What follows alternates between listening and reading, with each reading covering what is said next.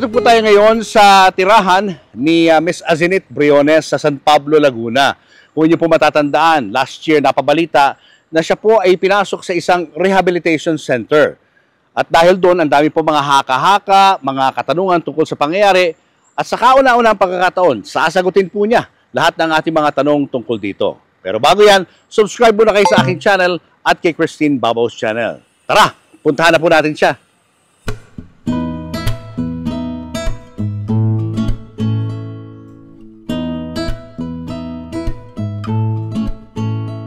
Yan, nagpipintura na ba kayo dyan?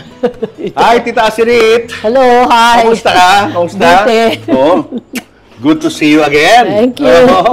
Ano yung pinapagawa dito? Eto, kasi ito mga kwarto ng mga bata. Oo. Tapos ito isang room, yung parang family room namin, TV room, mga gano'n, pag-banting kami.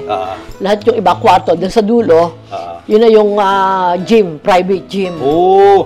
Ito yung dating damuhan. Oo. Damuhan lang ito na pinuntahan ko noon, no? Oo, ito. Oh, wow! Nagpipintura na sila. Ang iba nagta-tiles, ang iba nagkakabit na, kala ko nakabit na ba lahat ng pinto. Oh, family room, 1, 2, 3, 4, 5. Tapos may isa kang parang gym sa dulo. Oh, yung dulo ang pinaka-gym. Ito, kwarto ng mga bata. Kwarto ni John Ray, ni James, ni Preciosa, tapos yung sa mag-asawa. Bakit yun naisipan pagawan sila ng ganyan? Tapos sabi, kasi gusto nila magpagawa ng bahay. Sabi ko, hindi na. Okay na lang yan ganyan, parang kabanya, di ba? Practical kasi sa probinsya. Kasi kung magpapagawa ng malaki, later on, ang iba, hindi rin naman kayo, di ba, mag-aasawa kayo, kung doon, pwede na rin itong pa. Kasi ikaw saan ka titira? I-remodel pa yung akin dati yon. Tapos yung bahay na malaki dito, sa iyo yan. Ito gagawin na rin, pwedeng may mag-stay na dyan habang magpatayo pa rin dito. Kasi dito pwede pa rin di ba? Tapusin muna to. Isa-isa, di ba? Kasi siyempre, pag pinagsabay-sabay mo, alaki ng gastos. Kamusta naman ang iyong mga puno rito? Ito, inaayos pa to. Tatanggal ito para nga mahawaan, para maganda na. Ila-landscape na yan. Ito, mga rambutan. Pero mga hilaw pa itong rambutan natin dito. Daming bunga. Ito, yung isa, pangunahin yan. Ito, green pa green pa. So, pwede pa yung Ayan Oo. Galing dami. Yung lansoni sana nga, may mga butong, pero nung umuulan, nangalaglag nung umulan, di ba? Ito, nagkabunga na, yung Indian mango na yun. Pangunahin, nawala na. Nawala na. Tapos na yung season, kumbaga. Yung nakukuha natin, dito yun. Gaano kadalas bumunga yung rambutan mo? Parang one season lang, pero may maaga, may mga late, di ba? Kasi yung ating isang kinuhanan, yun yun Oo, yun nandun. Sa kabila. Ito yung di ba? Ayun, sa taas. Yung nakuhanan natin, yan, marami na kami nakuha dyan. Oo. Guys, wow. Marami na, sako-sako na nakuha ko dyan sa 10 puno. Ang dami pa rin, di ba? Grabe. Mas meron ka rito dragon fruit. Ayan, nakikita ko. Kita nyo guys, ayan Nasa pa ibang dragon fruit, kumuha at bibigay na lang natin. Hindi ko man nakakain lahat. Yung rambutan, umaakit na ba sila? Ang laki ng compound ni Tita Azenit. May dragon fruit na bang makukuha? San Pablo, Laguna. Guys, kasama na natin, walang iba kundi si Miss Azenit Briones. Tita Azenit, welcome to the vlog. Na-miss ka namin. 6 months kang nawala. Mysteriously. Kami lahat sa labas. Hindi namin alam kung anong gagawin at kung ano nangyari sa'yo. So, sa loob ng 6 months na yon, nasa loob ka ng rehabilitation center. Bakit ka napunta ron? Napunta ako doon kasi nakita ko yung reason ng mga anak ko is because they thought all the while I'm already addicted to, gambling. Yun yung reason nung makita ko yun. But then, sabi ko nga, hindi naman talaga, kasi kilala ko naman ang sarili ko At talagang hindi naman ako addict sa casino. Talaga lang ako pumupunta ron, napapalimit dahil I have a lot of friends, tapos yung negosyo ko din, doon din ako, kasi I'm into jewelries, di ba? Tapos yung may mga friends din ako doon, ba, nakakakaw ko ng mas mura, alam mo naman sa casino, di ba? May mga alas, may mga relo. So I take it advantage sa kinukuha ko, then pinupuhunan ko, then I sell it back. Tama. Yun. So akala nila, addicted ka? Yun ang pagkaalam nila, dahil kasi nga, nung time na yon, may instant na yung anak kong panganay, nalaman ko lang nang pupunta ko ng casino, na So, isang tao doon, sinabi na, mga nang tagapag ko, na, ma'am, ano kayo ibinan kayo. Sabi ko, sino? Bakit? Binanda ako ng panganay ko ni Jordan. Yun. Sabi ko, syempre, parang bakit di ba lang nila sinabi? Parang di alam ko na, di ba? Mag-check-in ako ng Soler. Yung card ko, meron kaming iaayos. Naka-check-in na, papanik lang kami ng kwarto Pinaano ko lang yung card ko. Bakit ka ako parang hindi umaano doon sa machine? Meron akong kukunin na parang mga points ko. Then doon ko nalaman sa front desk. Yun. Na-banned ka? Oo, banned pala ako. Then, all the while, siguro kaya nga naisip ko lang, addicted na ako. I used to go there pa rin kahit alam kong ban ako. Pero syempre, isipin ng mga tao, hindi ba kayo nag-uusap?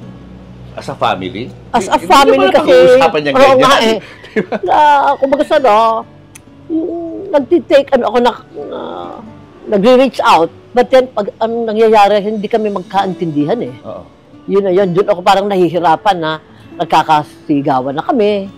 Diba kung parang feeling ko, parang nawala yung respeto sa akin, di ba? Kasi kung may love, maiintindihan ninyo ako. Kasi ako, minsan naiintindihan ko sila, inuunawa ko sila because mga anak ko sila at mahal ko sila.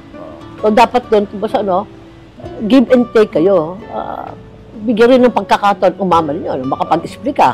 Hindi yung basta yung gusto lang din ninyo. Siyempre, yun ang parang naging feeling ko noon. Kaya parang nalulungkot ako, minsan nandito ako, tapos gano'n. So umaalis na lang ako. I used to go and stay sa bahay ko sa BF. Then go out with my friends. But actually, my friends, wala naman akong negative friends. Wala akong nakitang sa mga kaibigan ko nag-take advantage sa akin. Kasi alam ko naman sa sarili ko, mararamdaman ko naman yun. So yung pagpunta mo doon sa mga casino, aside from yung business, ano rin, libangan mo? Nakakapaglaro rin ako. Kasi hindi mo na rin sila masyado nakakausap na maayos yung mga anak mo. At saka at the same time, syempre, minsan, hindi naman ako planong pupunta ron. So, I have my credit cards. Kukuha ako sa credit card ko. Then, syempre, wala ako. Hindi naman ako nagtatago kasi hindi ko naman kailangan itago na punta ako ron sa mga anak ko. Never kong gawin yon. So, syempre, nakikita ng anak ko, but I told him na I'm going to pay for that. Kung ano man yung nakuha ko doon, babayaran ko. Wala akong kinukuha o kinagalaw sa negosyo namin, like sa mga quarry namin. Wala. On na pera ko. Kaya lang, syempre, hindi ko rin siguro sila masisisi. Baka akala nila, baka maubos si mama yung kanyang pera. So, yun ang reason nila kung bakit lumapit sila sa rehab center. Tsaka, basta nagpupuyat daw ako, ganito, yung parang iniisip nila, yung health ko.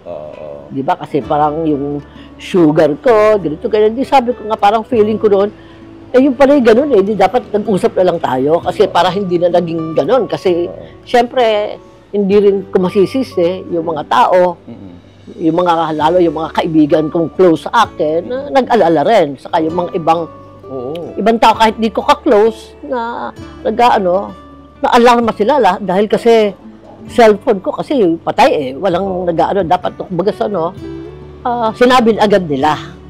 Para ang mga tao, miski relatives ko, mga mag-anak ko, hindi mag-alala, di ba? Parang pinagbawalan sila magsalita. Oo, wala parang hindi na lang Kaya nagkaroon ng mga dami ng bashers daw. So wala ako. Iniisip nga nila, ano ka ba? Drug addict ka ba? Kaya ka nilagay sa rehab? Addict ka ba sa sugal? Kaya ka nilagay sa rehab? Yun ang mga tanong ng mga tao Tapos may mga lumalabas pang balita na puwersahan ka raw na sinakay sa tricycle at dinala ka sa isang sa rehab center. Ito ang totoo. Sa bahay ko pumunta. Kasama ng bunso kong anak. Na ang pinsan ko, nandiyan yun wala rin alam kung basta siguro caught unaware, nagising, nakita ang anak ko, basta lang binuksan, hindi mo na nag-isip, bakit may sino yung mga kasama ngayon? Kung basta hindi siya nag-isip, hindi ko muna bubuksan, tatanungin ko muna sa atenenet, di ba? Yun. Na may kumatok sa kwarto, ako naman, hindi rin ako may kumakatok, sabi ko, bigla akong bukas, sino yan? Tapos parang ako nagulat, dahil sabi ko, sino kayo? Hindi ko kayo kilala. Sino yan? Tapos nakita ko yung anak ko. So yun ang parang natakot ako because unaware ako, hindi ko kasi kilala yung mga tao Sabi ko, saan niyo ako dadalhin? But ang naging ko lang, siguro, ewan ko kasi matintapang ko, kung under ako doon, pwede ako magmatigas na hindi nila ako dalhin. But I don't know, at that time na, sumama na lang ako Hindi ko alam kung basta nito. Baka dahil nandun yung anak mo? Yun din, at saka yung, Siguro din, kasi supposed to be, hindi yun eh. Kasi may right ako eh. Oo nga. Sasabihin kong, wag ninyo kong galawin dahil pamamahay ko to, nasa loob ko, pwede ko kayong idemanda. Pwede ko kayo, but I don't know bakit. Sumama ka? Hindi, oo, sabi ko nga, siguro in a way na rin, parang nasa isip ko, ginusto rin na ng Panginoon yun. Sabi ko nga, parang yun ang nasa isip ko kasi ako, ayoko mag-isip ng talagang mag-negatibo ako eh. Kasi I'm a positive person. Nilakasan ko yung loob ko, then parang puro at that time, dasal na lang ako sa Panginoon Diyos. Sabi ko, hindi siguro ito bibigay ng Panginoon kung hindi ko kaya, kung wala siyang gustong gawin. Yun na lang ang parang naging ano ko doon. So, but syempre, hesitant pa rin ako dahil nasa sasakyan ako. Hindi ko alam, ano ba ito? Nasa highway ako. Saan ba rin ako dadalhin? Di ba? Ganon. Yun ang inaano ko, tinitingnan ko eh. Hindi ko kasi gabi eh. Ito, ang layo naman ang pinupuntahan. Then at that time, doon pala ako dadalhin sa Los Baños. For 1 week, ano bang tawag sa ganon? Yung parang, ano ka, wala kang kausap kahit sino, di ba? Mas lalo akong maloko-loko doon. Wala akong ginawa for a week. Iyak ako. Kamusta yung first night mo? Ano nangyari doon? First day ko doon lang, ipinasok ko sa kwarto na nag-iisa ako. So feeling ko, ano to? Di ba? Kasi that is ano tsura ng kwarto? Ayos naman. Ayos. May sarili ko kwarto. But then, siyempre, ano to? Diyos ko, ano ba to? Di ba? Na nag-iisa ako doon, na siyempre gusto ko may makausap, but then wala akong makausap. Parang kang nasa rehas, nakakulong ka, hindi ka makalabas. Na nakausap mo, wala rin naman. Ano bang magagawa ng mga gwardya? Eh, minsan bawal po kami makapag-usap. So, nagpapatao, pwede ba akong may makausap dyan kahit sa front desk? Kasi I want to talk to somebody para maano yung isip ko, di ba? Hindi ako mag-ano kung ano-ano, di ba? Tapos may katabi pa ako na talagang, Diyos ko, ano to? May katabi ako nagsisisigaw, nakakalabas, nakahubad.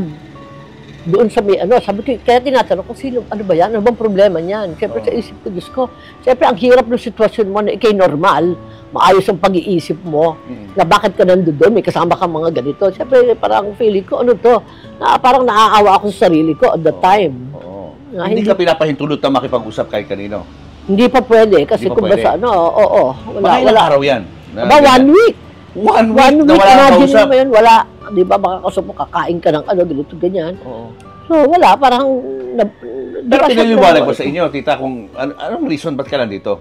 Wala pa nung 1 week na yun, dahil wala ka pang explanation. Wala pang ano, dahil kung basta, parang may ano na ako, na rehab to.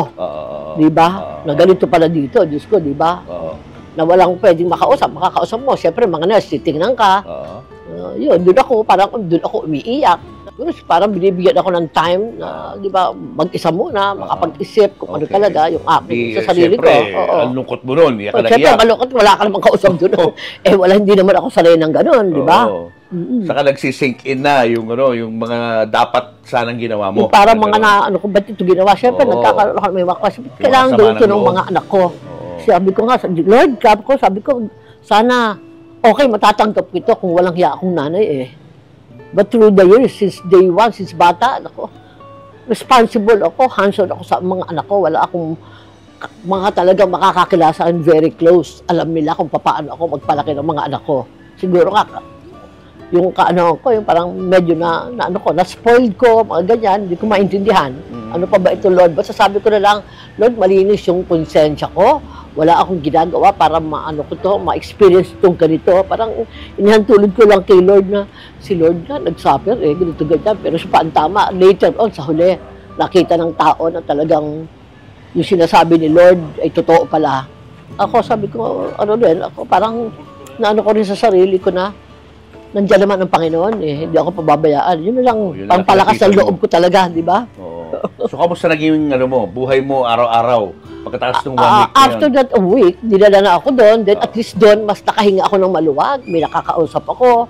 May mga test ng mga psychometry, psychologist, iba-ibang klase. Then meron akong yung doctor ko for counseling. Meron ako nakakausap doon. Doon ko inihihinga. Ba't ganito, ganyan. Hindi ko kailangan mag-suffer ng ganito. Tapos syempre, may mga family counselor din kami na naiintindihan yung sinasabi ko dahil magulang din sila. So parang gumagaan yung ano ko doon. Yung sinasabi ko sa kanila yun, I'm not an addict sa casino or something. I know myself. Kalala ko, kaya kong control ang sarili ko. Yun na yun, di ba? Tapos yung tirahan mo, nilipat ka na sa ibang lugar? Oo, doon na kami sa sa BF, yung ano doon, yung Bridges of Hope, di ba? Na malinis naman yan, magandang building, maayos naman. Okay ilan na. kayo sa kwarto? We are 20. 20? 22. Oo, ganun. Pero magkakasama kami, tigi-tigi sa kami ng kama. But, pinakamahirap din is you cannot even talk na kami magkakasama, bawal pa rin yun. Sabi ko, ano to? Hindi pwede? Bawal. Bawal ka magtanong, bawal ka ng tunay mong ano ka sa labas, para yung privacy mo, wala, bawal. Bawal yung mga tanungan. Talagang bawal yung... So, tahimik kayo sa loob ng kwarto? Ay, wala. Kasi gusto mo magsalita, pag lang ako, disenyasan lang, wala kang magagawa. Kahit pag nasa labas na kayo, hindi kayo pwede mag-usap? Bawal ng mga personal. Pwede yung tungkol lamang doon sa loob. May mga gatherings dyan. Every morning, di ba, may oras, maliligo ka. 3 minutes, ako medyo matagal-tagal kasi alam nila yung sitwasyon ko, mga 4 minutes. Then after that, nakakarindi na ang ingay ng pinakang head. Labas na, ganito lang. Tapos ka na, tama na. 4 lang, you have no more time. Labas. Siyempre, parang I'm irritated, gusto mo sumagot, but hindi ka makapagsalita ng kung ano yung nararamdaman mo, di ba? Then, magde-dress up ka na. 3 minutes, you have to finish it. Kung hindi, kung ano naman dialogue, sabi ko, ano ba to? Instead na ma-relax ka dito, nakakabuisit, nakaka-stress dito, di ba? Yun ang ano ko. Yan, yun. May time na, yun time na pagkain, para ka rin militar doon. Ilang minutes din, ganito, ganyan. Kailangan tapos ka na. Mabilisan lalo sila, nakakaloka. Parang hindi mo nang hinunguya yung pagkain nila.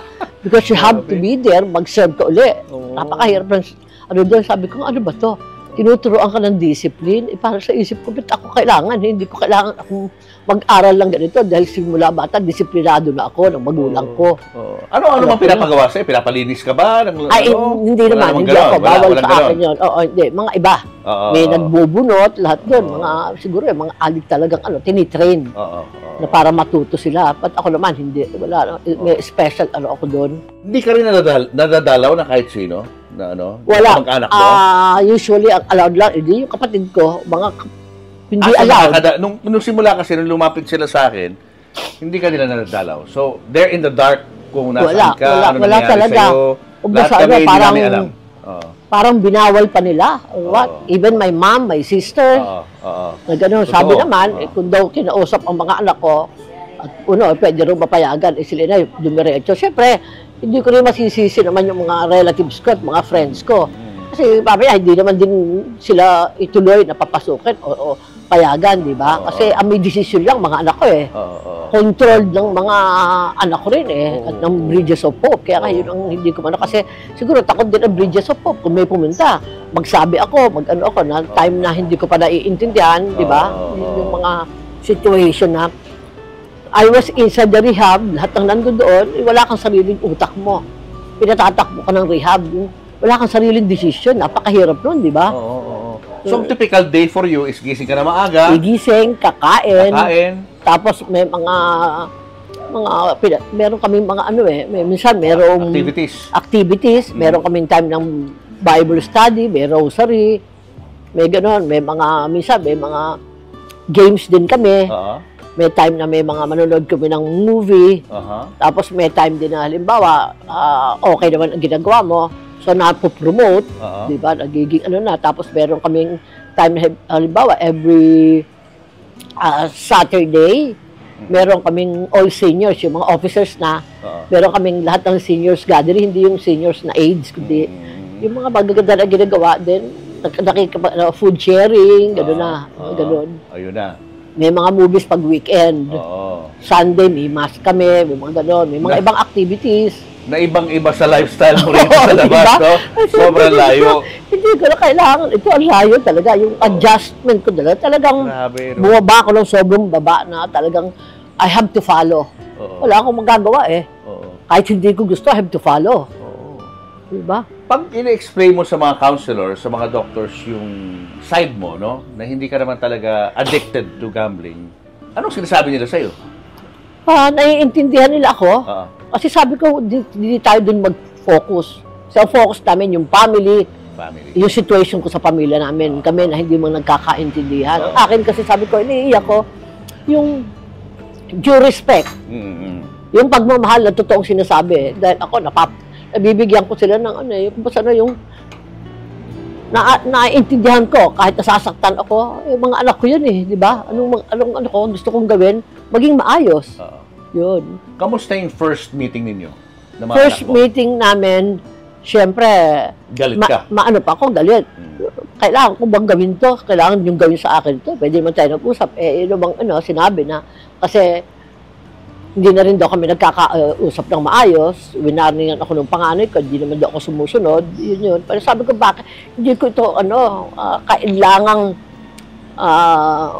anong tawag dito, ma-experience pa at my age. I'm already 67 years old. Hindi ko kailangan yan. Sabi, parang in-explican din naman nila sa akin na, siyempre sila din daw, nahihirapan din. Akala ba, madali. Tapos yung mga, siyempre, mga taga-roon din, inaano din sila na, mahirap din situation, pas pinararamdam sa akin na mahal ka ng mga anak mo. Hindi ito gagawin sa'yo kung hindi sila concerned sa'yo, di ba? Ganito, ganyan. Pero syempre, nung umpisa, may doubt ako. Nag-iisip ako ng masama sa kanila dahil bakit nila kailangan gawin yun? Pwede naman pag-usapan ng maayos, di ba? O ito, kasama na natin sila Joe, si John Ray at si James, ang mga anak mo. Di ba? Yan nga. Ayan. Siguro, kayo na rin na mag-explain sa mga viewers natin. Ano ba talaga nangyari? Bakit nag-decide kayo na ipasok sa rehab si Tita Azenit?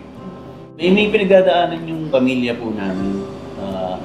Pinagdadaanan yung pamilya. Just like any other family, may family problem po na pinagdadaanan. And dumating po kami, marami po kaming options na sinubukan na mag-counseling, family therapy. Pero di po kami makarating sa point na tingin namin kaya namin maayos yung situation namin. Hanggang sa dumating nga po sa punto na dumating po sa point na hindi maganda yung relationship namin ng mama namin, hindi kami makapag-communicate ng ayos. So, tapos magulo po talaga magulo na yung sitwasyon. Magulo yung sitwasyon namin ng few months ago. Yeah. So, umantong kami. Nag-isip po kami ng way, paano ba namin matutulungan yung pamilya namin? Ano ba yung paraan? Parang di na namin alam kung ano yung solution. Di na po namin alam paano namin ma-resolve yung issues namin sa family. So, nag-isip kami na paano po ba kami matutulungan? Akala nyo ba noon, nung nag-start, bago kayo nag-decide na addicted siya sa gambling? May mga signs po kasi, may mga nakikita kami na posible na ganun po yung sitwasyon. Siyempre, ang inisip na rin namin, ako personally, inisip ko, dahil may problema sa pamilya, dahil nga sa amin, di rin kami okay, parang sa family, baka inisip ko, baka minsan yun na yung para lang makalimot, baka yun yung iniisip ko lang naman. Pero may mga nakita ako na sign na ganun nangyari. Tapos dumating yung time, kinausap ko rin naman si mama about it. Pinuntahan ko siya sa bahay namin, sa Parañaque. Dami ko sa'yo yun, di ba? Oo, kinausap ko siya personally, tapos alam niya rin naman sa sarili niya yun. Sinabi niya, hindi niya ako sineryoso. Ayun. Pero napatunayan naman na hindi siya addicted sa gambling at all. Parang hindi, naglalaro lang. Parang gano'n. Pero syempre, pwede maging addict. Posible. Pinabayaan. Ano yung prosesong pinagdaanan nyo as mga magkakapatid, to come up with a decision? Jerry, anong naaalala mo? Na may nakikita kami lahat na behavior na hindi gusto namin from our mother. Signs nga siya ng addiction from gambling. Tapos paano natin ito aayusin sa family? So naisip namin na yun, seek help. Parang ito yung goal natin, maayos yung pamilya. Tapos medyo from there, doon na ano yung options natin. Mahirap yung decision kasi hindi naman siya yung, kumbaga, hindi siya yung ginagawa mo everyday Saka syempre nanay mo, may gagawin ka, di ba? Nanay mo yan na nagpalaki sa'yo. Yung dilemma of, deciding kung ito nga dapat talaga ba mong gawin or... Ikaw, James, anong feeling mo doon? Was it easy for you to agree na gano'n na dapat gawin time na yun? Hindi naman siya easy. I mean, nahirapan din naman. Kasi syempre, yun nga, nanay. And hindi naman kami sanay na gano'n yung situation na kami yung gagawa ng action to our mother.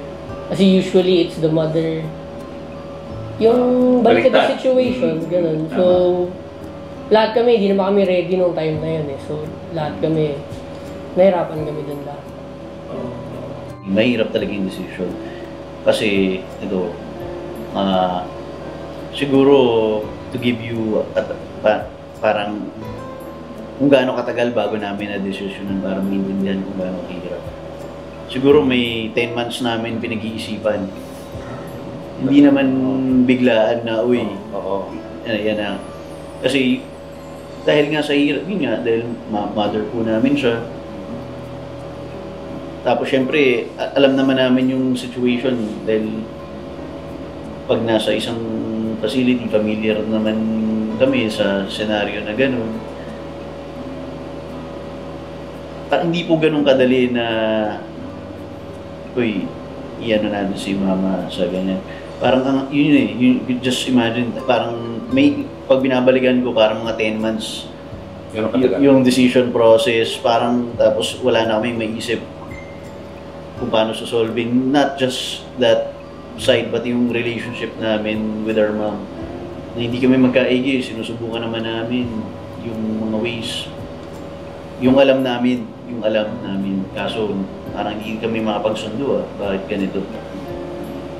So, lagi nagka-clash? Pag nag-uusap kayo, Opo. Ganun. Siyempre, umutok yung balita, na nawawala siya. I mean, we were all in the dark kung nasaan talaga si Tita Azinit. Paano nyo hinarap yung backlash ng mga tao na ang daming sinasabi, na wala kayong utang na loob, hindi nyo man lang nirespeto yung nanay nyo? Paano nyo hinarap yun? Sinabi nga yung ganung bagay po na ganito, ang daming sinasabi na negative towards us ang isa lang naman ang lagi kong sinasabi sa mga kapatid ko na importante kami yung maging strong na magkakasama kasi alam natin kung bakit natin ginagawa ito. Wag natin makakalimutan kaya natin ginagawa ito dahil ginagawa natin para mabuo yung pamilya natin. Para mabigyan yung chance yung pamilya namin na mabuo. Kasi hindi na nga po namin malaman yung solution. So humingi kami ng tulong. Yung ginawa namin, wala naman makatulong sa atin So hanap tayo ng way, paano tayo matutulungan. Subukan natin. So doon tayo lagi babalik. And kahit ano naririnig natin, they don't know kung ano yung nangyayari sa loob ng bahay natin. Ano yung problema mga hinaharap natin. So yun lang that mindset siguro yun yung nag-ano sa amin and naging mas okay kami magkakapatid. Nung napanood ko nga yung PMJS, syempre nung una grabe yun. Medyo ganun na narrative na lang na wala naman maniniwala niyan. Parang ganun So, yung support lang din sa mga nakilala namin, sino yung talaga nagmamahal sa amin. Yung mag-reach out, sinasabi na tawa ako sa napanood ko, bro, imposibleng nangyari yan. Pero kamusta kayo? Mga nangangamusta na hindi ko inaasahan na mahal pala kami, kailangan namin kayo ngayon. Hindi kami nag-reach out, ni-reach out kami. So, yung nagmamahal sa amin, yung talaga nagpatatag ng samahan namin. Naniniwala kami na kayo magkakapatid, hindi naman kaya gawin yan. Ang gaan lang sa loob na mas pinakinggan namin yung silent supporters Yung mga silent supporters, di naman yan maingay sa social media or something. Ganun. So, yun lang naman. Ikaw, James? Ganun din. Ano na-apekto? Nagulat. Hindi nasaktan. Siguro na-bad trip ako sa ibang comments, ganun. Kasi parang OA naman masyado. Pero yun nga, like sabi ni Kuya John, nung may mga friends din ako na nag-reach out, nasabi na, bro, ano nangyari dun? Parang di mo naman kaya gawin yun Tapos yun nga, tumatawa sila, parang nakalagay doon, kinidnap mo nanay mo. Imposible naman yan, ganyan. So, doon ako nakakuha ng lakas ng loob ko. And yung sa ibang relatives namin na naniniwala lang din sa amin sa gusto namin mangyari na hindi naman namin gusto ilagay yung nanay namin sa isang masamang lugar or na para ma-put siya in danger. So, and ito yung totoo po. There was a point talaga na lagi yung sinasabi sa nila parang ayoko na. Parang like dahil nga parang hindi ko na ma-solve yung issue eh. So, parang kaya ko pa bang ayusin to o talagang ganito na lang ba tayo? Parang ganito na lang yung relationship ng pamilya natin. So you're saying na gusto mo na sana umalis? Parang iwan mo na sila, gano'n? Parang gano'n yung point. Siyempre, nung time na parang wala eh. Unhappy ka kasi. Kayo lahat actually unhappy kayo. Pero yun. Bakit nag-decide kayo to keep quiet about when this was happening? Kaya nag-fuel nga na maraming speculation, na daming mga haka-haka. Kayo, tahimik kayo. Ba't hindi kayo nagsalita? Actually, for me, personally, sa akin, syempre, hindi naman ko celebrity, hindi rin naman ako showbiz person. So, sa akin, hindi ko kailangan magpaliwanag kahit kanino. Kasi, kumbaga, hindi naman nila alam yung totoo pong nangyayari. So, based lang sa speculation, tapos syempre, more on nangyayari dyan. Kahit may sabihin ako, baka mali pa rin sa pananaw nila, tapos baka sumama lang din yung loob ko pag ganun yung maririnig ko. So, dahil inisip ko, hindi ko naman kailangan, dahil nga masyadong marami ng sinasabi, hindi ko baga, binlock ko na lang yung mga negative sa isip ko. Binlock ko na, kaysa madagdagan pa yung mga negative na yan, pag-igihan na lang natin. Alam naman natin, at first, syempre, hindi makakausap si mama. Pero, yun, eventually, makakausap natin siya. And yun yung mas mahalaga, sabi ko. Yung mas mahalaga yung pamilya. Lagi yun lang yung mindset ko. Yung pamilya. Masakit din, di ba? Dahil maraming bashers. So, sabi ko nga sa kanila, hindi nyo kailangang magalit sa ibang tao dahil yan ang mga consequences ng mga ginawa ng bawat isa sa atin. May lesson learned kayo dapat din doon. Handa kayo dapat sa anuman, kung anuman ang mga tao. Siyempre, hindi mo maiisip na ibang tao ay magalit sa inyo dahil ginagawa nyo sa nanay ninyo. Intindihin ninyo kung bakit. Kasi nga, walang definite explanation kaya na huwag po kayong mag-ala. This is a family matters, this is a family problem. Kami na lang po yun. At nasa mabuti pong kalagayan, ang mother namin, nandito po sa ganun. Kasi, siyempre, tahimik, ang mga tao nag-speculate ng kung ano-ano. Hindi lang yun. Yung mga kaibigan mo, because they're in the dark, sila yung nagsalita eh. Sila yung humingi ng tulong sa public. In-involve nila yung public. Because hindi nila alam kung ano nangyayari sa'yo. Nag-aalala sila. Kasi kung halimbawang may pagkukulang din, like kay Isabel, siyempre mga anak ko nagkaroon ng galit. Pero sinexplain ako sa kanila, nung magkakaayos na kami, sinabi ko sa kanila na huwag niyo din sisihin si Isabel. Dahil kung basta hindi ko pinagtatanggol yan, pero kaibigan ko yan. Matagal kami nagsama, anytime pag minsan may problema ko, may problema rin siya. Kami yung magkakasama na nag-uusap. Nag-aano kami ng mga hinaing namin, kasi isa lang anak din niya, di ba? Kasi sabi ko nga, intindihin niyo ang nanay niyo, hindi ang isang ina, hindi yan naninira sa anak. Di ba? Yan kung nakikipag-usap man sa kamag-anak o sa pinaka-close is because gusto niya rin maiparamdam. Kasi wala akong ibang mapapagsabihan eh. So, yung gano'n, kailangan lawakan yung pag-intindi nyo dahil mas bata kayo. Intindihin nyo lalo yun. Kasi darating din kayo sa ganung situation na hindi pwede kayo tahimik lang sa sarili nyo. Ako pa man din, sabi ko, hindi ako pwedeng basta manahimik dahil gusto ko, ino-open ko rin sa taong kaibigan ko. Whatever, wala na akong pakialam kung ang kaibigan kung tinuturing ko ay totoo sa akin or hindi. I'm not affected. Basta honest ako sa sarili ko. Kung ano yung gusto kong sabihin, ino-open ko. Yun lang sa akin eh.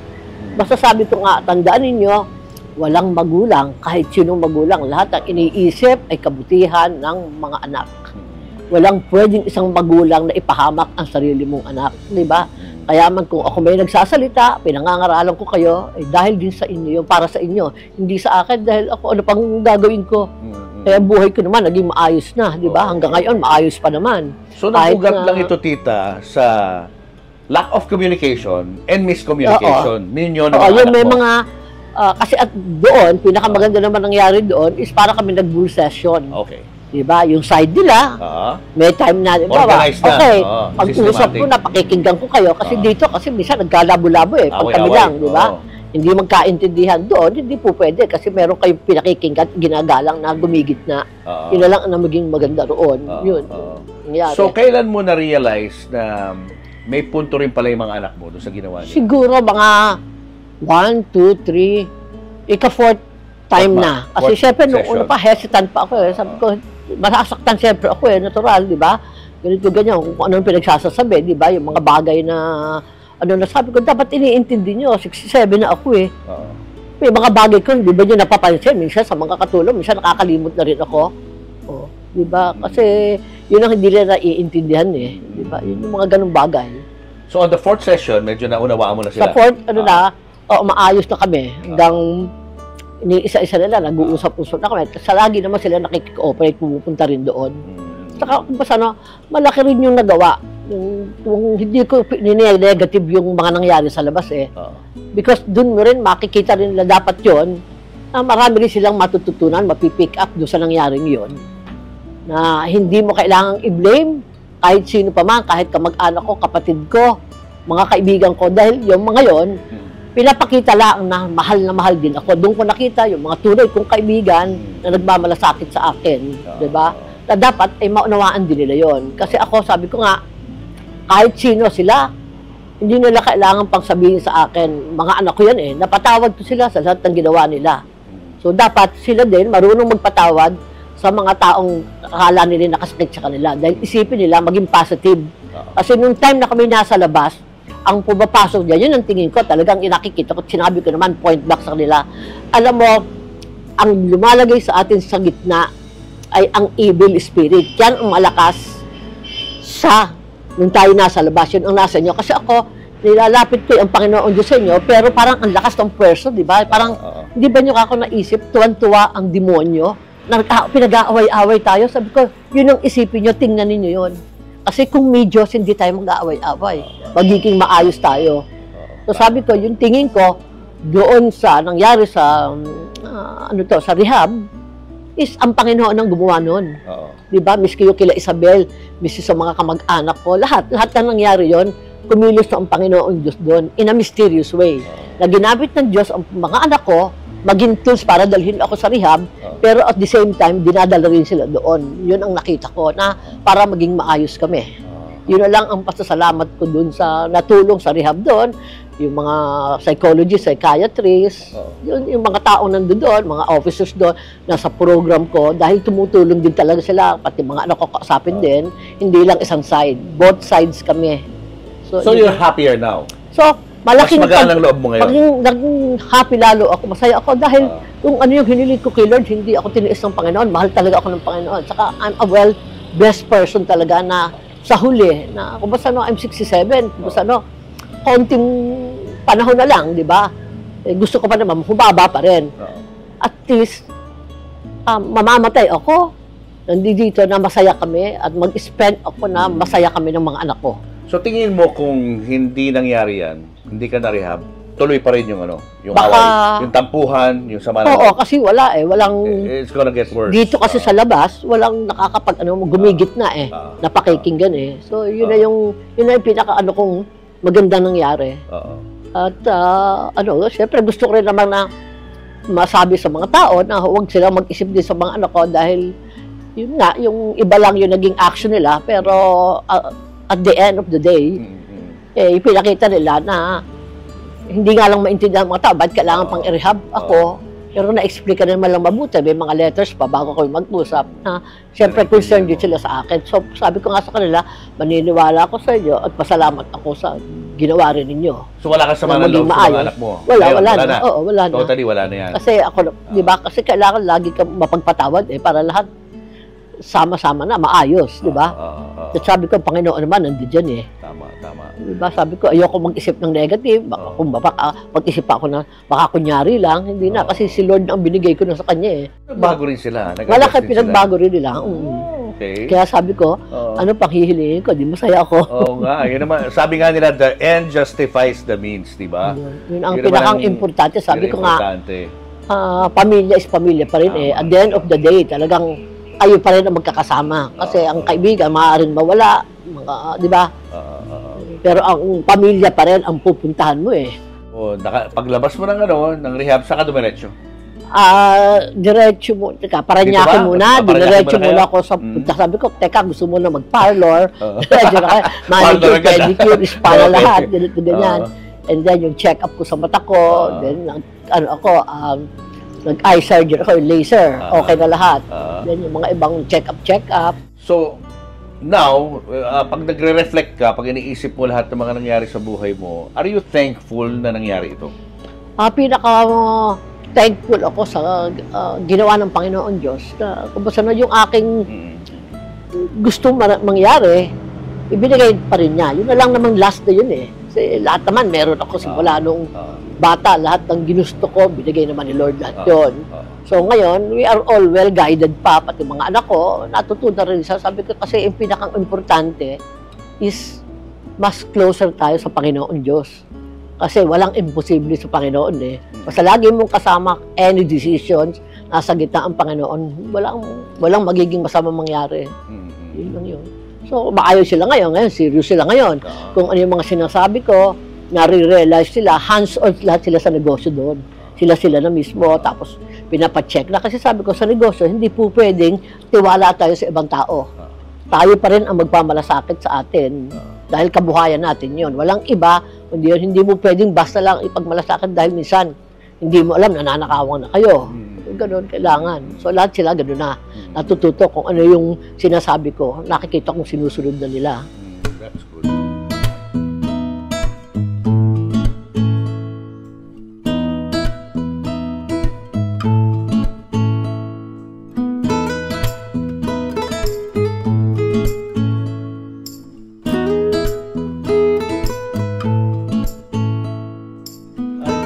Yung yard namin ng hollow block making namin.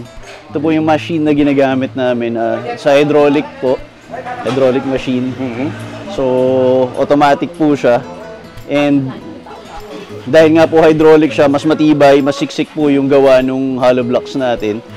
And yan, itong production po namin ngayon is ng CHB6, gumagawa po kami ng size 4, 5, and 6.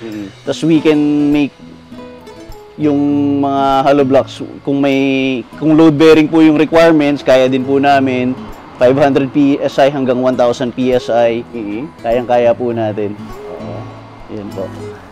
Subukan nga natin kung gaano katibay yan. Pwede ba? Pwede ba daw subukan kung gaano katibay ito? May sample ba tayong May mga customers kami hanggang Batangas, hanggang Quezon, and tinatry po namin kung matatap namin yung Manila market. Ano pangalan ng company? Namin po. Dontario Construction and Development Corporation. Okay. Wasa na. Ito, yan. Si Manong, tinangan natin kung matibay talaga yung hollow blocks nyo.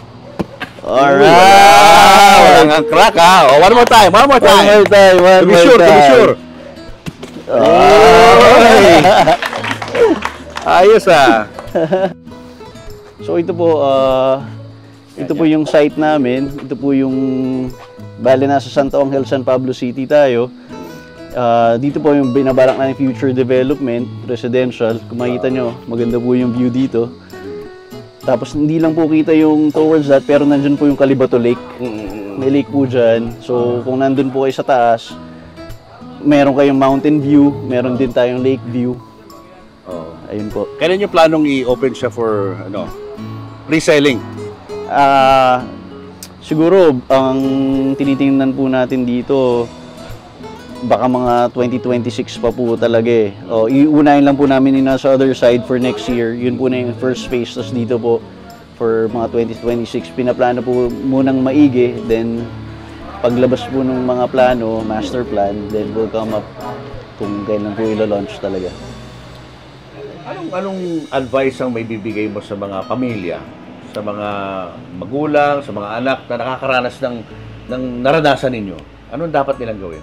Basta siyempre sa pamilya, basta palagi nyo pakatandaan, mahalin at igalang nyo ang magulang ninyo. Dahil ang magulang, siya lamang ang pwedeng magsabi sa inyo ng katotohanan. Magulang, siya lamang ang may malasakit, magmamalasakit at mamahalin kayo ng walang anong tawag dito? No Forever, no condition, unconditional love.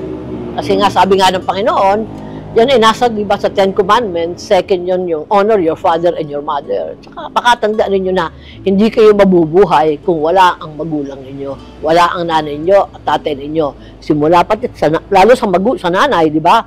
Dahil doon pa lang, sa nasa tiyan pa lang kayo. Sakripisyo na yun. Dahil kayo pinag-iingatan, punta sa doktor, i-check para paglabas ay normal kayo. Di ba? Yun yun. So, sabi ko nga, mas lalo ninyong mahalin ang magulang ninyo. Dahil walang magulang, walang pwedeng ipalit sa isang magulang. Lalo na sa iisa lang ang ina. Pagdating naman sa pakikipag-usap, anong maipapayo mo sa kanila? Ang sabi ko nga, pakikipag-usap, yung mas lawakan nyo, pakikipag-usap nyo. Lalo't ang nanay nyo, siyempre, tumatanda na. Mas uunawain nyo, mas mamahalin lalo ninyo dahil tatanda yan Ayoko naman ma-experience sa kagaya ng iba na wala na kayong pakialam sa magulang ninyo. Mas mahalin nyo habang tumatanda dahil magulang ninyo yan, di ba? Kasi pag hindi nyo minahal ang magulang ninyo, ay gagawin din yan ng mga anak ninyo. Doon ninyo marirealize, maaaring hindi pa ngayon, pero pag may mga anak na rin kayo, makikita nyo, mararamdaman ninyo, gaano halimbawa, kasakit kung ang isang magulang ay hindi sinusunod ng mga anak. Dahil siyempre, gusto ng magulang, lahat kabutihan mapabuti kayo para pag wala na sila, maayos kayo. Ayokong makita din sa mga anak ko na magaya sa iba na daming ang properties. Hindi naman alam kung paano patatakbo, hindi marunong mag-alaga hanggang naubos. Kawawa kayo, di ba? Kailangan ang isang, lalo sila, mga lalaki, tsaka sila naman ipinag-aral namin, ang best school. Kumbaga ano pa ba yung maipamana namin, di ba? Pera, mawawala yan Importante, nakatapos kayo. Gamitin niyo yung pinag-aralan nyo, di ba? Importante yung Hindi kayo mawawala. Importante, tita, nag-uusap kayo lagi. At saka ngayon, nagbabanding kayo ng mga anak mo. Yung communication namin, bonding, malimit na. Saka nagiging na sila, sinasabi nila sa akin, bago any decision, sinasangguni na sa akin. Kasi nung una, sabi ko, syempre, buhay pa ako, huwag naman ninyo akong parang tao-tao. Yun ang nagiging feelings ko. Pag wala kayong sinasabi, dahil natural buhay pa ako, kahit hindi ako magtanong, ipaalam nyo lahat dahil buhay pa ako Tama. Diba? Ako pa rin yung head of the family, diba? Kahit kayo ang tumutulong, siyempre, malaking ko yun, tuwa ako dahil inaalagaan niyo yung mga iniwan ng papa mo at iniwan namin. Nandito pa naman ako, pakita ninyo na maayos lahat. Kasi gusto ko lahat, diba, sa akin, mga anak ko lahat yan, walang pwedeng maging iba ang tingin ko. Pare-parehas yan, pare-pareho. Even sa shares, gusto ko equal shares. Tita, ano ang gusto mong sabihin doon sa mga taong nag-alala at dumamay doon sa mga panahon na nawawala ka? Anong sa mga, siyempre, sa mga kaibigan ko, o kahit hindi ko kaibigan, nagmamahal sa akin, siyempre, nagpapasalamat ako lahat sa inyo, sa mga tumulong, lalo na sa Kaysen, siyempre, nag-alala rin yun. Gumawa naman siya ng paraan para matanong. Talagang sinabi niya. Maganda naman ang sinabi niya. It's a family matters. At saka, alam ko na naman na nando doon. So, natin, family yan. Pamilya is pamilya pa rin. And then, yung kay Isabel, siyempre, pasalamat din ako. At saka kami naman ay paglabas ko. Nung time na may oras ako, kinausap ko rin siya. Nagpasalamat ako at sinabi ko sa kanya na okay na kami ng pamilya ko. So, wala siyang sinabing kahit Sabi niya, masaya ako dahil naman din asinid ang gusto ko na maging maayos kayo ng mga anak mo. Saka doon sa mga ibang, alam ko, nalaman ko lang lately, yung mga nakausap ko, yung pala sila pumupunta ron, tinicheck, at gumagawa ng paraan para makausap ako. Siyempre, masaya ako, nagpapasalamat ako dahil pinakita nila, doon ko nakita kung sino talaga yung mga tunay kong kaibigan.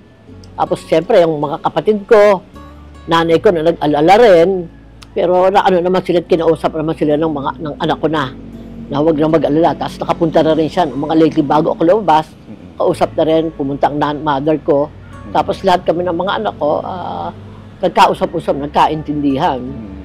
Tapos mga iba, siyempre, hindi ko alam, paglabas ko na lang, talagang marami nagsabi sa akin na Diyos ko, like lalo si Willie, kasi siya nakikita lagi kong kasama, sabi niya, hindi ko na alam kung ano sasabihin ko, kung saan-saan ako na ang kinakausap, hindi ko na maintindihan ano sasabihin ko, wala naman talaga akong masabi, di ba? So, nakakausap naman siya. Ang maganda naman doon, yung iba tumawag sa anak ko. At sila nagsabing wag mag-alala at kausap na niya si Jordan, okay naman, nakaayos na. So, sa lahat, lalo din sa inyo, alam ko, parang umano rin kayo doon, salamat din sa Julius. Basta sa lahat-lahat, hindi ko naiisa-isahin pa na, sabi ko nga, yung mga iba na nagsabi, na sinabi nga, syempre, nag-iisip sila, baka raw okay nagda-drugs. Sabi ko, okay, mag-alala, eto, kita naman ninyo kung nagda-drugs ako. Hindi ko para sirahin ang sarili ko, para sa drugs. Lang yun. Ano talagang ano mo, tita? Wish mo para sa mga anak mo? Ang wish ko lang sa mga anak ko, di ba, is mas lalo silang maayos, maging lalong very close sila, at mas lalong ayusin nila ang kanilang yung aming mga negosyo kasi sila na nagpapatakbo rin. At ano pa ba, yung wish maging maayos lahat, lalo kami tuloy-tuloy. Sana tuloy-tuloy magandang maayos sa pagsasama namin dahil wala namang iba akong hinihiling kundi yun lang. Diba? Tapos sabi ko nga, tinatanong nila, ano para bang gusto ko pang mangyari? Sabi ko, syempre, ngayon, maging masaya na lang ako sa sarili ko. Magkaroon ako ng oras para sa sarili kong mas mahalin ko lalo ang sarili ko. Mag-enjoy na ako sa sarili ko dahil ano pang gagawin ko, di ba? Meron pa rin kayo mga activities ng mga anak mo, yung lumalabas ba kayo? Oo. Wala kang plano mag-abroad, mag-kasama? Meron plano. May mga ganon? Meron, kasi inaayos pa nga lang nila. Tapos, but tomorrow, kasi holiday nga, lalabas kami lahat sa Manila uli. Yun naman, maganda rin naman ang pinahiraptan. Maganda rin, nagtatanong na sila, saan ka pupunta, anong lakad mo? So doon ko nararamdaman na yung sabi ng pagmamahal. Kasi syempre, kailangan makita ko rin sa action nila at sa gawa di ba? Masakit lang talaga yung proseso, no? Pero yung nga lang, talaga sabi ko nga, ang Panginoon talagang merong talagang in a mysterious way, di ba? I have to stay there for 6 months, I have to suffer. Pero sabi ko, worth it naman yung pagtitiis ko, pagtitiyaga ko, dahil may binigay namang reward yung Panginoon Diyos sa akin. Yun lang. Thank you so much, Tita Asinit. It's good to see you again. Na napakaganda pa rin, napaka-healthy. Tumaba, parang pumayat ka nga parang tingin ko Pero sana tuloy-tuloy na yung magandang relasyon mo sa mga anak mo. Yan lang naman ang akin. Basta hindi mawawala ang Panginoon. Alam ko, tuloy-tuloy yan lahat. Thank you, Tita. Thank you. Kung bibigyan ka ng pagkakataon, would you seriously consider, Judy Ann, na magkaroon ng surgical procedure? Kung ako lang naman po kasi, okay na po kasi ako sa kung anong meron ako ngayon So, kumbaga dito na rin po ako nakilala. Ayan. So, nakatagpo ng tunay na mga nagmamahal. Ayan. Ako hinaawa dyan pagka mga comments ako nasasam ng loob. Akin yung nire-reply na nagko-comments. Hindi nyo naman naiintindihan kung anong pinagdaanan ng anak ko. Hindi naman niya kagustuhan na magkaganyan. Ay, huwag naman ninyong masyadong kalaitin sa Facebook, sa mga, pag nag-release yan, ang comments po. Hindi ka naman maganda. Sabi nga, mas maganda pa ako sa iyo. Sabi gayon, minsan, yung ganyan naman ang mukha mo, kung ano-ano pa ang mga, ang mga sinasabi nung hindi ko na natatandaan sa dami na nang nag-aano ho dyan. Marami po talaga. Umiiyak, Judy Ann. Naiyak po kasi ako ganyan. Ang sakit. Para sa'yo, kung nasasaktan mo. Sa akin po, okay lang po sa akin kasi na mabash. Kasi yan po yung opinion nila.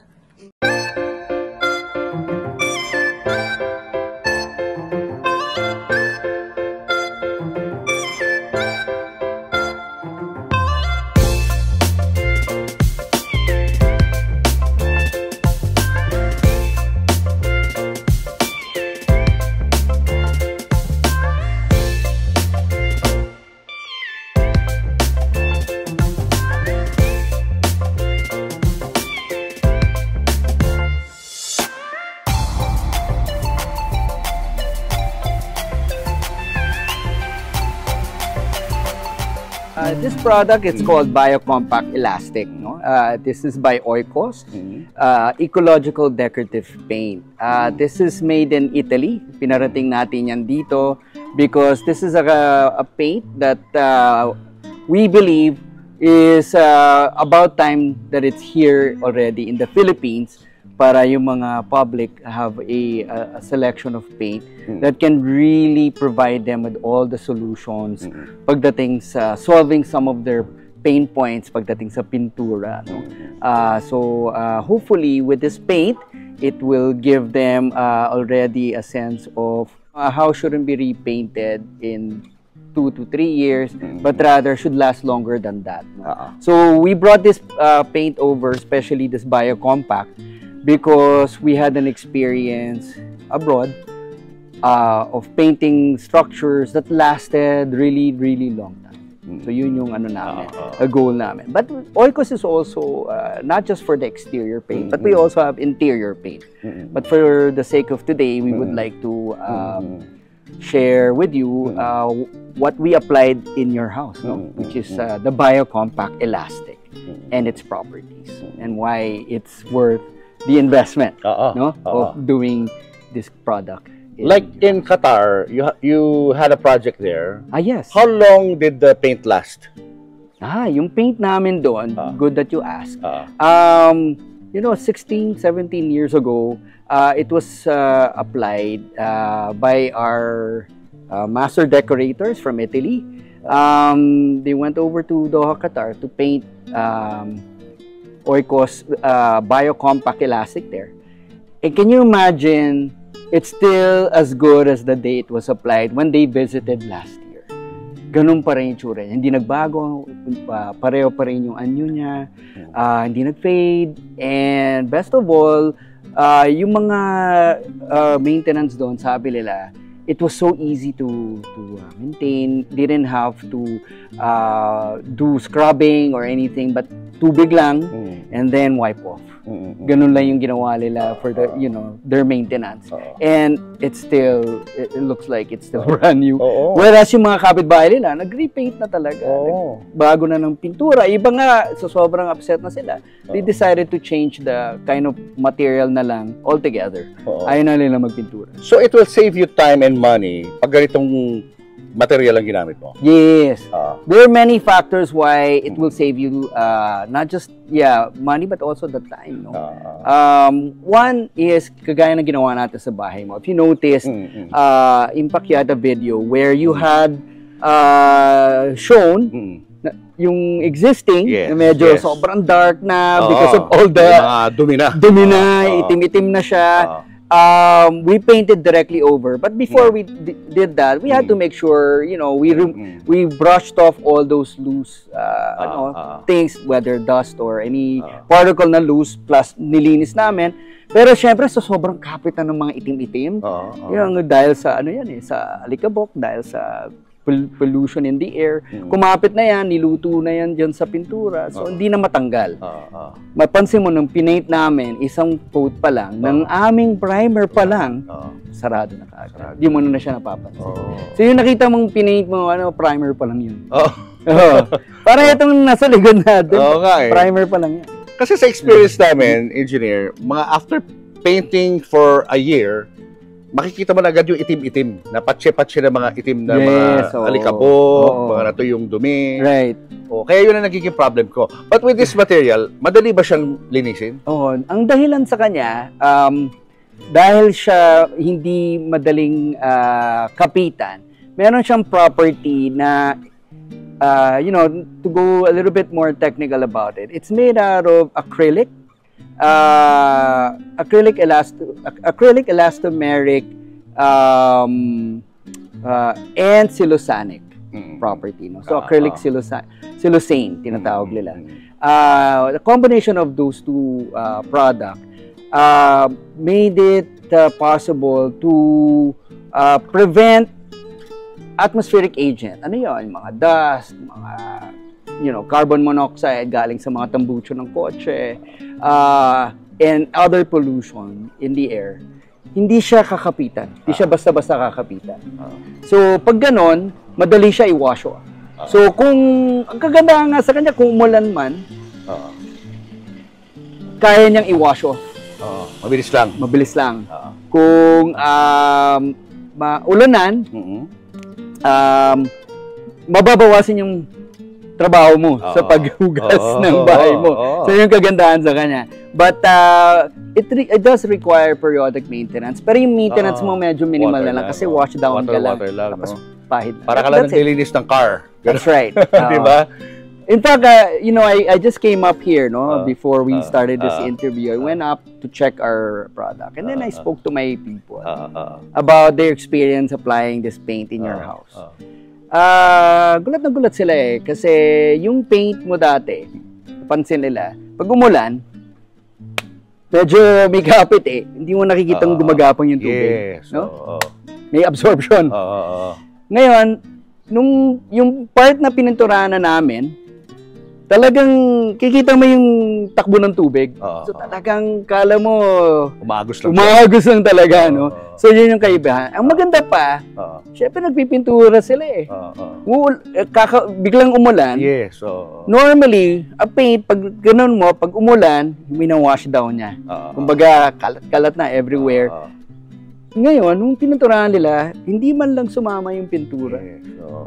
Kumapit na kaagad. I was afraid nga na baka hindi natin matuloy yung project kasi nga umuulan na ngayon. Pero hindi pa rin kami nag-a-apply pag umuulan. No? Pero syempre, mabilis matuyo eh. Sana medyo siguro by now, medyo halos tapos na naman. Pero we would have done it earlier. No? Siguro kung dito, every afternoon, inuulan na tayo dito. Pero okay lang, no? That's part of it. Pero again, what's nice about it, yung experience nila really was invaluable to me. No? It's important for me to understand that because I know the product really has good performance and high performance. Medyo makaka-apply pa lang ganun na yung performance. What if pag na-cure na yan? And talagang tumatagal na yan? And one of the reasons why siguro talaga tumagal yung sa Kempinski Hotel. Even to this day, ganun pa rin yung tsura niya. What about hairline cracks? Good that you mention it. Hairline cracks naman. Biocompact Elastic has a very good property to fill in those gaps in the cracks. Ginagawa niya, yung primer pa lang namin, pagka-apply namin doon, pinapasukan niya na yun. So, nag-absorb na siya sa mga micro cracks, whether we see it, we don't see it, pumapasok na siya doon. So, it creates a bit of like parang sealing effect. Siniseal niya na yung mga ganyan. Siniseal niya na yung. Whereas, traditionally, other paints or other conditions, people would have to inject epoxy muna. They have to, di ba? Marami pa silang procedure na gagawin bago tayo magpintura. No? Whereas yung ginawa natin dito, kahit may napansin kami micro cracks, may konting small indentation, sabi namin, proceed tayo. Kasi, you know, the material itself is very thick. And at the same time, like I mentioned, has good, you know, infilling properties that we are assured that we don't have to do those things, no? So nung tinry nga namin dito sa bahay mo, true enough, pagkalagay namin ng primer, nakikita namin sumisip-sip talaga. So it's starting to absorb, nakikita na namin. So kahit nag-reapply kami ulit just to make sure lang na talagang yung layer nag-seal na siya. And later we will demonstrate na after our blancor, may makikita kang line na lang. Dati kasi makikita mo talaga butas. Ngayon, line na lang. Ibig sabihin nun, nasa-seal niya na, yung line lang na nakikita mo medyo grayish na. Pagkapahid namin ngayon ng Biocompact, makikita mo saradong. First of all, material is a vapor permeable. Ano ibig sabihin na to? It allows the wall to breathe. So, when we apply our paint, when we say it allows the wall to breathe, ibig sabihin, if you have moisture in your inside of your wall, kaya niya iluwa yun palabas. So, iluluwa niya yung moisture. Kasi dito naman sa Pilipinas, where we all know it's high humidity, lamig-init, from the rain, from the sun. So, we get this parang thermal shock effect, no? So, if the material is not able to withstand that, you know, itong material na to, kaya niya iluwa. Ang kagandahan rin, pag umulan, kaya niya rin i-prevent water from coming in. So, what does that mean? It prevents your wall from magpapawis. from outside to inside. Correct. So laki ng difference doon, di ba? Oo. So not only it's helping you out with the outdoor exterior, but of course the interior finishes. Whether wallpaper yan or what. Minsan nagtataka yung mga tao, bakit yung wallpaper ko nangingitim na at parang may amag na and all that. It's because nga the wall itself nagpawis na. No? Kasi nga nagpenetrate na yung tubig. So yun hindi mangyayari yung kapag ganito ang ginamit mo. Yes, kasi imagine mo, meron ka ng rendering. Ibig sabihin, may kulay na ngayong bahay mo sa paint. Tapos it acts pa as waterproofing. So basically, it's a material that's 2-in-1. No? It prevents also from... Ito perfect talaga to sa mga resorts. Resorts. Oo, laro na high salinitihan. You know, maano talaga sa salt, yung atmospheric agent. Talagang maangat yan sa hangin tapos tatama yan sa pintura. Salt can easily degrade paint. No? But with our material, it will not degrade because, as mentioned kanina, it has high atmospheric repellent. Hindi siya basta-basta kakapitan eh. So, big sabihin, pag dumating siya, kahit carbon monoxide yan or salt in the air, pumunta dun sa wall, pag hinugasan mo yan, magwa-wash off lang. So, big sabihin, hindi siya magdidegrade. No? So, talagang, plus meron siyang anti-carbonation. You know, kaya niyang anti-mold and algae. Yan yung mga property niya. And definitely also can prevent it. Has property that it avoids capitrin from salt water. So, talagang perfect siya for mga beach resorts. So, imagine mo, pag nag-repaint kang ganon, nag-repaint ka na, maganda na nga yung building mo, tapos may waterproofing pa, na hindi ka na mag-hire pa ng separate entity for those two. No? So, kaya yun pinopromote namin now sa mga developers. So, right now, we're bidding for projects, explaining them the benefits of using biocompact elastic. We have another product called Duoflex. It's a same material, but it doesn't have the elastic property. But because if buildings have there are areas in the buildings that doesn't need naman the elasticity, kumbaga hindi naman siya subject to movement, then we can recommend that, which is a much faster alternative than biocompact. In essence, you save more in the end because you can spray it. You know, you can brush apply it. Ito kasi ginagamit natin trowel. Yun, we can spray it and brush it, roll it. It's a faster application. And kagandahan pa sa kanya, pag ang pader mo is it's done well already, you don't even have to apply primer. So you save you another step. So direct ka na sa concrete. Kung maganda na yung pagkakabuhos, pagkakalata. So yun yung yung benefit ng Duoflex naman. Biocompact we will need to have the blancor. Because we're assuming there are things that need to be binded. So we use blancor as a primer for biocompact. What about colors? How many colors ang pwedeng pagpilian? Colors naman, with biocompact, we have around 600 hues to choose from, but then we can also customize it further. But with 600 hues, dami no? So, I mean, it's enough for you to select from and then get it. Of course, if we have to tailor fit it, it takes a little longer time. And we have to produce that by and all that. Kasi here we can mix naman locally. Kasi what we did, we invested on the machines. So we actually do the mixing here. What we get lang from Italy are the raw materials. And then we do the mixing and shaking here. Alright, doon sa mga may mga interested na mag-inquire about this product, paano kayo kukontak? Yes, they can reach us mobile or landline at 632-875-5219. And then they can also email us at oikosphilippines@gmail.com. And also they can look at our website, which is www.oikos-paint.ph. And then we're in Instagram and Facebook. Our handle is @oikosphilippines. Do you wish to add anything more, engineer, before you go? Yeah, I think we would really like to invite everyone in our showroom. No, it's in Ellery Design Plaza. It's in Nicanor Garcia. It's very close to the Jazz condominium in Jupiter.